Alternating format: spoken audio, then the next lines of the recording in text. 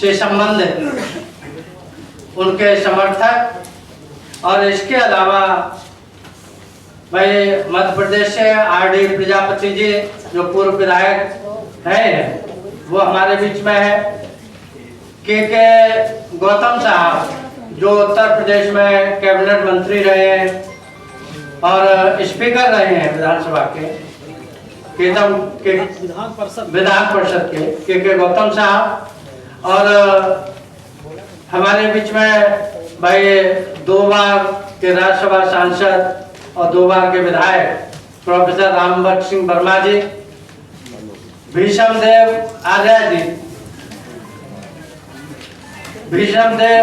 आर्या जी जो इस मूवमेंट में बहुत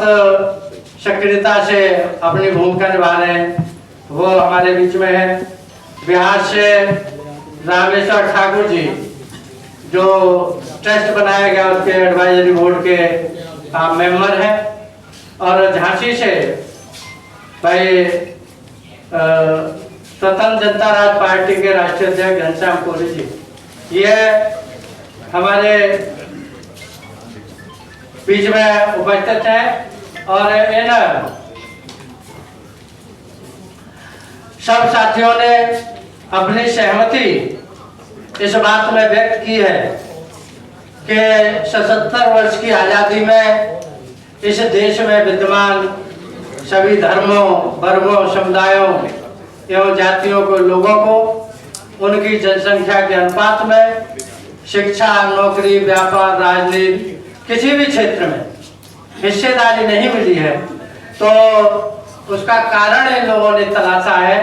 कि हम बहुजन समाज के लोग सब अलग अलग अपना दल बना करके, सामाजिक संगठन बना करके अपने स्तर पर प्रयास कर रहे हैं, लेकिन सब लोगों ने ऐसा महसूस किया है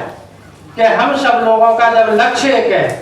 कि हमको इस बहुजन समाज को हक अधिकार दिलाना है, उसे हिस्सेदारी दिलानी है, उसको सामाजिक न्याय दिलाना है, तो हमको सामूहिक प्रयास करना चाहिए। उसी कड़ी में यहाँ सभी साथी उपस्थित हुए हैं और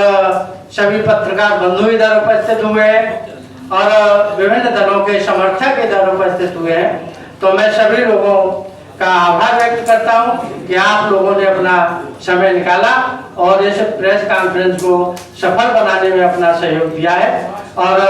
अब इस प्रेस कॉन्फ्रेंस को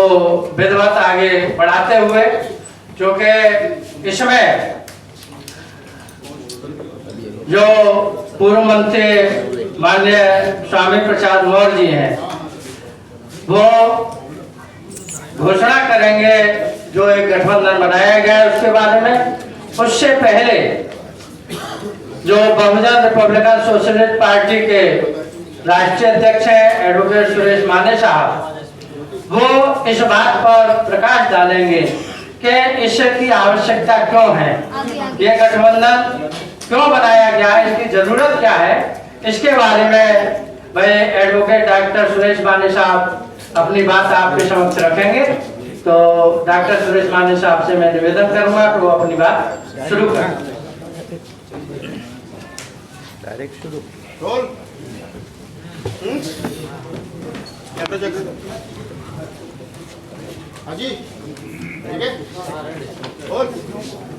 ट्यूशन क्लब में संपन्न हो रही है। इस प्रेस कॉन्फ्रेंस में आप सभी का आयोजन के तरफ से स्वागत करते हुए ये नए अलायंस की ज़रूरत क्यों पड़ी, इसकी भूमिका क्या है, ये आपको सामने रखते हुए आप अच्छी तरह से जानते हैं कि 2 साल पहले आज़ादी के 77 ईयर्स पूरे हो गए और ये साल में भारत का 75वां साल संविधान का शुरू है। जब नए राष्ट्र की कल्पना की गई तो फ्रीडम फाइटर का एक सपना और संविधानकर्ताओं का एक आदर्श, इन दोनों का तालमेल बनाकर एक नए समाज और राष्ट्र की निर्मित होना आवश्यक थी। उस दिशा में कुछ प्रयास भी हुए, लेकिन बहुत कुछ नहीं भी हुए। और जो नहीं हुए उसकी तस्वीर हमें भारत सरकार के और दुनिया के कई सारे रिपोर्ट्स के माध्यम से समझ में आती है। जैसे सच्चार कमेटी रिपोर्ट है, मंडल कमीशन रिपोर्ट है, प्रोफेसर कुंडू कमीशन रिपोर्ट है, या ह्यूमन डेवलपमेंट इंडेक्स दुनिया का भारत के बारे में क्या कहता है। ऐसे सारे रिपोर्ट की ये आंकड़े बताते हैं कि आज भारत की अर्थव्यवस्था जीडीपी के हिसाब से देश में एक ऊंची जगह पे पहुंची है, दुनिया में 5वें नंबर की है। इसके बावजूद इस भारत में 140 करोड़ जनता में से 80 करोड़ लोगों को देश के प्राइम मिनिस्टर प्राउडली कहते हैं कि हमें फ्री अनाज बांटना पड़ता है। इसका मतलब 140 करोड़ जनता में 80 करोड़ लोगों को अपनी ज़िंदगी जीने का इंडिपेंडेंट साधन नहीं है, ये खुद प्राइम मिनिस्टर कहते हैं। इसका मतलब यह है कि इसके लिए जिम्मेदार कौन है, और जिम्मेदार जब कौन है, अकाउंटेबिलिटी जब हम फिक्स करते हैं तो अकाउंटेबिलिटी जिन्होंने भी आज तक देश में शासन किया, केंद्र सरकार चलाई, चाहे वो किसी भी पार्टी के हो, वो सारे जिम्मेदार हैं। चाहे वो कांग्रेस पार्टी की तरफ से हो, चाहे वो बीजेपी पार्टी की तरफ से हो, या और किसी दल की तरफ से हो, इनका ये फेल्यूर है, इनका ये नॉन परफॉर्मेंस है। और ये नॉन परफॉर्मेंस के कारण इसका जो ज़्यादा नुकसान जो हुआ वो दबे कुचले लोगों को हुआ, शोषित वर्ग को हुआ, माइनॉरिटी के लोगों के साथ हुआ, बैकवर्ड लोगों के साथ हुआ। और इसीलिए जब माइनॉरिटी, शोषित, दलित, आदिवासी, पिछड़ा वर्ग का बड़े पैमाने पर नुकसान हुआ तो उनकी राजनीति बाबा साहब अम्बेडकर के ज़माने में मजबूती से खड़ी हुई, बाबा साहब के बाद साहब श्री कांशीराम जी के ज़माने में मजबूत खड़ी हुई। लेकिन पोस्ट कांशीराम जी पीरियड जो है वो बहुजन आंदोलन देश के कोने कोने में बिखर गया, और उससे क्या हुई तो बहुजनों की राजनीतिक आवाज़ संसद में या देश के राजनीति में कमज़ोर होने लगी। इसी बात को समझकर हमारे जिम्मेदार साथियों ने बहुजन समाज की राजनीतिक आवाज़ को बुलंद करके मान सम्मान की लड़ाई और हिस्सेदारी की लड़ाई, देश के संसाधनों में हिस्सेदारी की लड़ाई को बुलंद करने के लिए देश के कई राज्यों में छोटे छोटे बहुजन आंदोलन के दलों को इकट्ठा करके आज इस ऐतिहासिक क्षण पे, ऐतिहासिक दिन पे भारतीय बहुजन आंदोलन का निर्माण करने का फैसला किया है। और ये इसकी पार्श्वभूमि अब जब देखते हैं तो एक बात के ऊपर और गौर करना होगा कि देश के जो भी नीतिकार है, पॉलिसी मेकर है, सरकारें एमपी एमएलए से होती है, लेकिन पॉलिसी जो बनाने वाले लोग हैं वो बहुजन के खिलाफ वाली पॉलिसी बनाते हैं।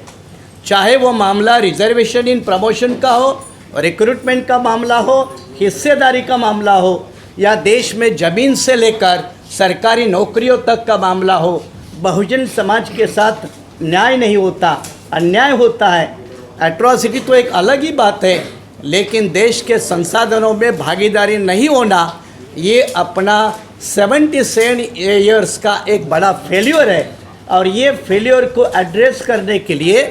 आज का एक मौका है।